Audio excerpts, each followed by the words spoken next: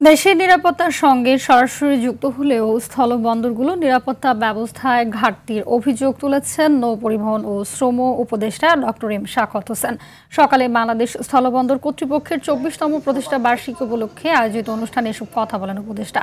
সীমিত সংখ্যক নিরাপত্তা কর্মী থাকার পাশাপাশি তাদের একটি অংশ চোরাচালানের সঙ্গে জড়িত বলে অভিযোগ করেন তিনি। জাতীয় স্বার্থ রক্ষায় বন্দর ব্যবস্থাপনা আরও উন্নত ও বন্দরে নিরাপত্তা জোরদার করার আশা প্রকাশ করেন নৌপরিবহন উপদেষ্টা। এবং আমি আশাবাদ ব্যক্ত করছি মোস্টলি ইনসিকিউর বন্দর।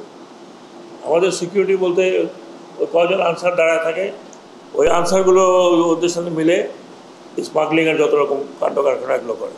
কাজেই দেশের কথা চিন্তা করে স্থল বন্দরগুলোতে কাজ করবেন, কারণ এটা আমাদের অত্যন্ত কী বলবো সেন্সিটিভ জায়গাগুলো।